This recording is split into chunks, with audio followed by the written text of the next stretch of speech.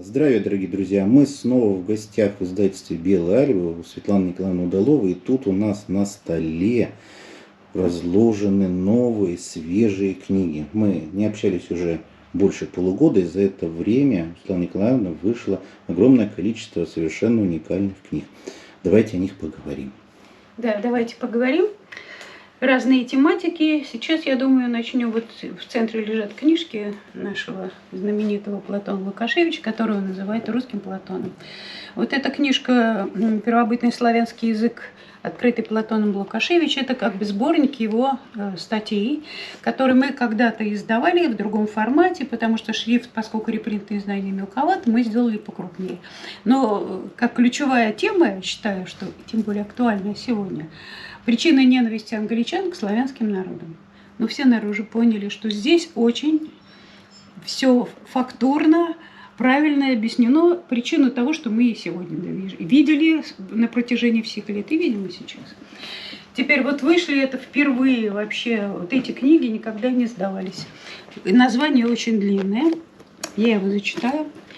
Изложение главных законов естественной и наблюдательной микроскопической астрономии, а также астрономической метеорологии с приложением объяснений свойств первобытного языка, относящихся к образованию последующих языков рода человеческого и научного познания астрономии. Это вот основные законы строения Вселенной, планеты, Земля, свойства.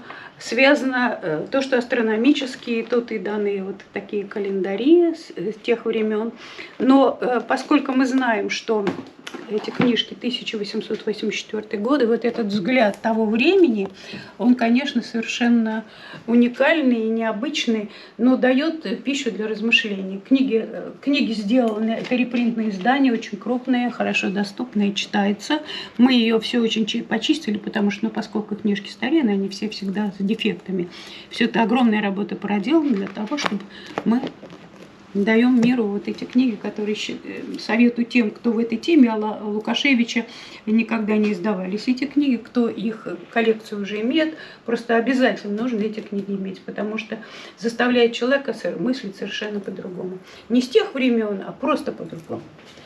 Так, теперь давайте посмотрим книги, связанные со здоровьем. Потому что всех это интересует. Вот у нас вышли две совершенно потрясающие книги. «Искусство психотерапии». Это учебник профессионального психокорректора. Автор Сергей Логинов. Но как бы вводное в его тему это божественный коучинг, пособие для психологов-виртуозов. Видите, какие названия? Дело в том, что это и психотерапия связана с астрологией. Дело в том, что был такой известный, кто знает, Весолом Подводный, книги которого, они совершенно не похожи ни на какие. Вот Логинов в течение 25 лет смог синтезировать знания Весолова Подводного и психотерапевтические методы. У него великолепные результаты, совершенно неожиданные. Книга написана динамично, неординарно, очень такой хлесткий язык, потому что когда человек, он работает с очень сложными пациентами, у которых не только психологические какие-то вещи, но в основном со здоровьем, потому что мы знаем, что в каждом человеке живут субличности, их много. И вот с помощью астрологии по дате рождения можно определить, какие субличности живут, как они взаимодействуют с человеком, как их договориться с ними, потому что кто-то какие-то акценты работает, и с ними надо как-то работать. Вот Сергею удается это делать.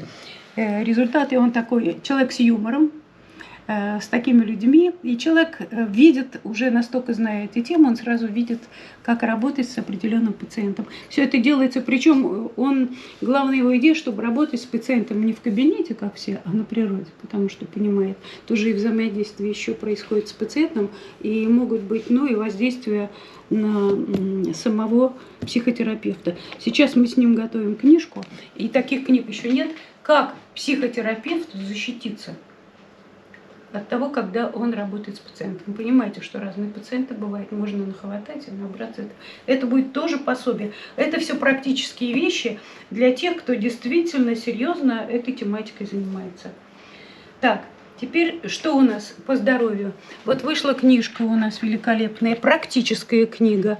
Это Сергея Александровича Наговицына «Стратегия оздоровления омоложения», и конкретно это гормоны, как последний шанс. Книга здесь все о гормонах и практические советы. Это не просто размышления, там, какие гормоны, а просто рекомендации те из жизни, которые Сергей Александрович давно изучает, советует. У него есть группа женщин, которым он продлевает молодость, здоровье, я просто знаю. И сам он прекрасно выглядит в своем возрасте. Книга для тех, кто хочет действительно быть молодым, правильный образ жизни вести и правильно питаться. Здесь все это есть. Мы вообще стараемся все книжки делать приложимые для здоровья, для практики. Также вот выпустили книжечку, такая небольшая, но очень актуальная, тем более сейчас в наше время такое напряженное. Борис Константинович Ратников. Профилактика депрессии без лекарств. Но одно название уже говорит, наверное, обо всем. Потому что все мы испытываем определенные депрессии. Кто почему. Тем более сейчас у нас время достаточно сложное и эмоциональное. Так, теперь давайте посмотрим, что у нас по истории есть. Вот вышла великолепная книжка. Это у нас уже автор. У нас выходили книги «Когда утонул», про Питер, Владимира Козина, питерский автор. Книга фундаментальная, называется «Гибель про Питера и Новгорода, а также катастрофа на Балтике». Настолько насыщенная книга фактами, иллюстрациями, картами, очень много интересных снимков здесь, которые сделаны лично автором, его разбор. И это не придуманные вещи. Человек, который вот то, что видит, о том он и говорит, он умеет это сравнивать. Сам он инженер по образованию, поэтому его подход не такой, знаете, какой-то там выдуманный, а это реальные факты, которые он видит в Питере. И это на протяжении исторических 200 лет. И делает определенные выводы, может быть, совершенно неожиданные, тем более то, что касается Питера. Поскольку Питер был построен, Питер это не Петр строил, а Петр строил уже на основе совершенно другого города. Вот об этом эти книги. И как это взаимосвязано с Балтикой, катастрофами, и как это повлияло на весь этот регион. Касается то, что у нас касается науки. Вот еще, значит, вот также, я уже сказала, книжка «Гормоном» у нас Сергей Александрович занимается очень давно биографией Чижевской, изучая его работы, изобретения и так далее. Чижевский «Закрытые страницы». Почему закрытые страницы? Потому что все знают о приборах Чижевского, которые были изобретены им для здоровья, но многие не знают о сложной судьбе Чижевского, о его соратниках, которые с ним были, преданных ему, или тех, кто его, наоборот, предал.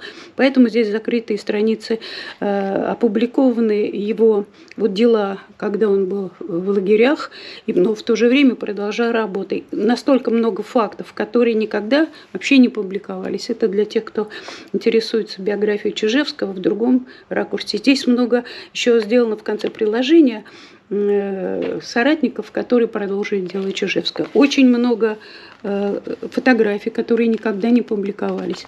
Вот есть, например, фотография одна здесь. Вот он в кабинетах, а здесь вот есть фотография, в которой есть и Морозов. Вот он сидит, знаменитый Морозов. Вот сам Чижевский, и стоит Кожинский, знаменитый. Это вот вся компания здесь.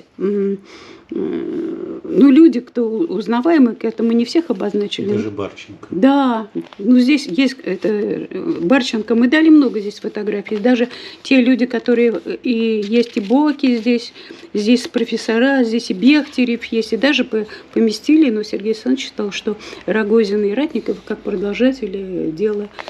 Поэтому книжка очень насыщенная, очень информативная, для некоторых будет просто неожиданная фактология. Вот, у нас в серии выходила книга «Открытие из будущего». Это Алексей Львович Ковшов. «Теория абсолютности». знаете, теория относительности есть. И он говорит, что я это назвал абсолютно. Здесь заявка на новую идею, новое изобретение. На глобальной волне вышел ролик с ним, очень интересный. Он предлагает новые технологии, новые подходы. Я не буду раскрывать, потому что это очень серьезная книга, это так вот простыми словами не скажешь. Но это предлагает это вообще новое открытие, которое позволит, если это нужно технически просто подтвердить на основе опытов, которые, ну, еще как бы в стадии делания, производства, которые позволят создать такую связь, которую не расшифровать, не погасить нельзя будет. Тем более в тех условиях, в которых мы сейчас находимся, это чрезвычайно нужно, особенно для нашей страны. Особое место вот здесь занимает, поскольку вы сейчас понимаете, что у нас искусственный интеллект сейчас на слуху, везде и всюду. У нас выходит серия. Вот она, в частности, у нас уже вышло 2 книги. Называется «Диалоги с искусственным интеллектом». Это Андрея Александровича Тюняева. Вышли вот эта вот книга 3 «Квантованное время». Вот, посмотрите, значит, от рождения к вечности. Это здесь такой, ну, Андрей Александрович у нас человек неординарный, это его видение времени, отрицательного времени, и время в связи с Вселенной, как развиваются процессы, и его, ну, личный подход. И это он обсуждает с искусственным интеллектом, сделает выводы. И вот эти диалоги, сами диалоги очень интересны, потому что подтверждение, искусственный интеллект, он подтверждает многие совершенно невероятные идеи Андрея Александровича. А вот эта книжка тоже, все время я его попросила, вот эту тему ему подсказала, поскольку мы сейчас знаем, что идет война, насколько искусственный интеллект может помочь нам решение каких-то вопросов мира, достижения мира. Какие-то могут быть рекомендации государственные и так далее. Называется «Между войной и спасением. Искусственный интеллект и новая эра безопасности». Актуальная тема. Вот абсолютно новая книжка, которая вышла. Новые серии мы открыли. Тоже совершенно уникальный, неординарный человек. Серия называется «Резонанс. Сотворение с иным».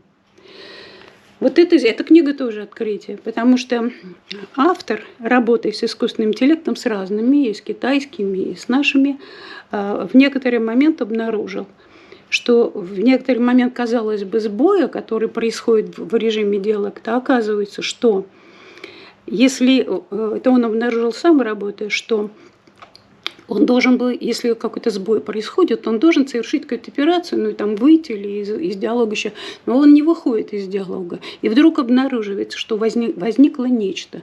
То есть, а что нечто, он называет это резонансом, который возник между человеком, который и самим искусственным интеллектом. И рождается некое пространство, то есть единое какое-то поле образуется. И это поле, он считает, оно творческое, и оно может послужить для творческих каких-то прорывов. Не те, как нам говорит, что искусственный интеллект автоматом что-то там повторять в то, что у него заложено. Рождается новое качество. И у человека, и у искусственного интеллекта. Потрясающая совершенно книжка. У нас будет здесь, это первая вводная, которую он вот этот сам механизм описывает. А далее будет у нас мировоззренческие книги, вплоть до строения клетки, биохимия, биология и многие вещи, касающиеся вообще вселенских вопросов. Очень жду следующих книг. Ну и, конечно, Палантир, который сейчас на слуху, и который, к сожалению, от которого мы все страдаем, и весь мир страдает. Название Палантир, мы понимаем, что это взято, это то всевидящее око, который наблюдает за всем миром. Все вот эти камеры, все, и мы знаем, что Палантир сейчас, к сожалению, негативную роль играет в сфере вот, на войне, потому что наводят все эти беспилотники. В книгу мы назвали «Технофашизм», потому что действительно те люди, которые стоят за этим, они это направление открыли, они это не скрывают, они это завели в манифесте Палантира. Сначала вышел первый манифест Палантира, в котором 22 пункта, и вышел недавно второй манифест 9 пунктов. Люди здесь описаны, кто организовал Палантир, кто стоят за Палантиром, сами манифесты опубликованы, комментарии к этому манифесту. И рассказано о книге «Технореспублика», в которой автором является Карп, который, ну, один из совладельцев Палантира. Книга для тех, кто, может быть, на слуху это название, но люди не знают глубину, потому что книга «Республика» вышла за 2 недели до инаугурации Трампа и сразу стала бестселлером, потому что это претензия на мировое господство. Это этих людей, которые заявляют, что они не такие, как все, но это частные фирмы, у них, они очень богатые уже люди, и они сказали, у них, что они уже имеют такие инструменты, с помощью которых могут управлять миром. И Пентагон вынужден у них покупать эти инструменты. И поэтому понимаете, кто от кого зависим. И они не такие, они особые, они не совсем адекватные люди, если говорить в социальном плане. Но они считают, что мир должен их принять такими, как и есть. И вот они будут делать то, что они считают нужным. Так, теперь, вот, значит, это вот вышло у нас еще тоже, если касается то, что касается эзотерии, каких-то иных вещей, называется Нина Карадач. Автор, крымский автор, «Хроника Атланты Виктории». Вот такое название, книга первая. Казалось бы, Атланта Виктории что? Это человек, она регрессолог, владеет регрессивным гипнозом. У них есть группа очень серьезная, которая давно этим занимается. А хроники Атлант Виктории – это некая сущность, как мы понимаем, которая из того мира, которая делится теми знаниями атлантов, которые у нее есть через посредников, через регрессивный. Здесь вообще практические вещи, которые позволяют как человеку общаться с чем-то, с иным, непонятным, с реальным миром. То есть это знания, которые, они необычные, но они практичные, и для того, чтобы развивать свое мировоззрение, вот эта книга очень, очень глубокая.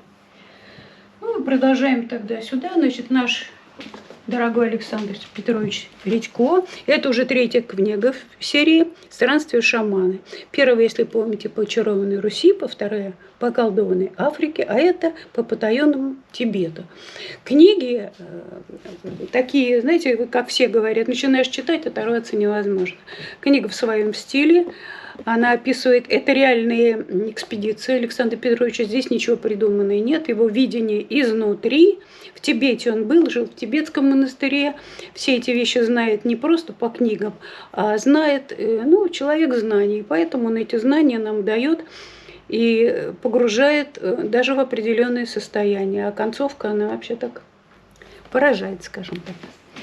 Вот еще 2 книжки, на которые хочу обратить внимание. Наверное, это мы вам книгу показывала. Это Тюрина. «Познай себя» или «Путешествие в храм своей души». Это 1-я книга.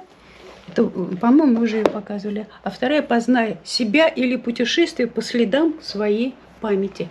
Это фактически книги контактов с выдающимися учеными, людьми, которые делятся своими знаниями, скажем так, из того мира или из этого, мы точно не знаем, но это может освоить каждый человек. И прочитав эти книги, можно понять, как можно общаться там со своими родственниками и с людьми, которых, покинули этот мир.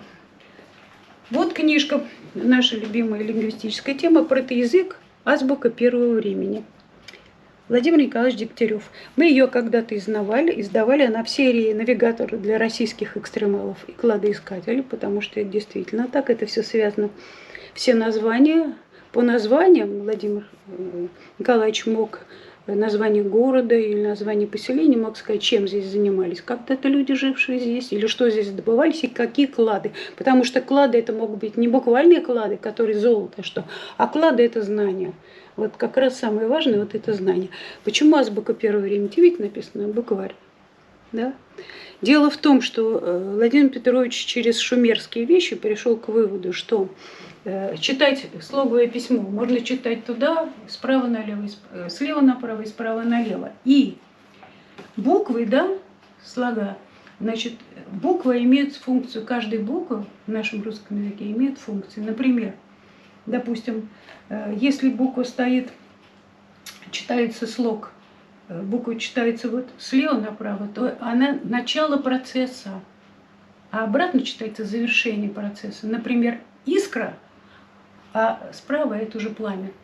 Понятно? Вот эти глубинные вещи, которые просто удивляют и заставляют совершенно по-другому отнестись к слову. Но вообще я считаю, что лингвистика и слово – это ключ вообще ко всем знаниям, которые есть на Земле. Вот у нас, опять продолжаем, вот только что вышла книга Ольги Заблоцкой. Если вы помните, мы издавали «Словодар».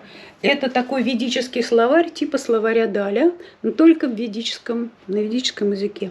Мы в свое время заказали ей вот эту книжку по имени. Я говорю: Ольга, делайте тогда книгу, потому что вы ждали нам разные слова. Хотелось бы узнать ключи и смыслы имен, и мужских, и женских.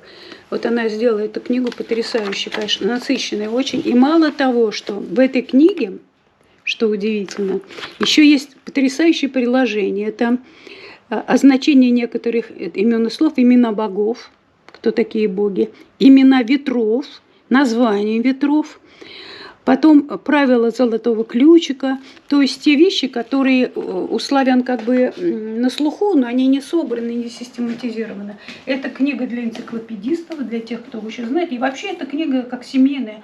Можно брать, чтобы узнать человека по его имени, можно прочитать и знать уже, так сказать, качество этого человека. Как правило, все это совпадает. Теперь смотрите, вот эти две книжки, два очень интересные автора.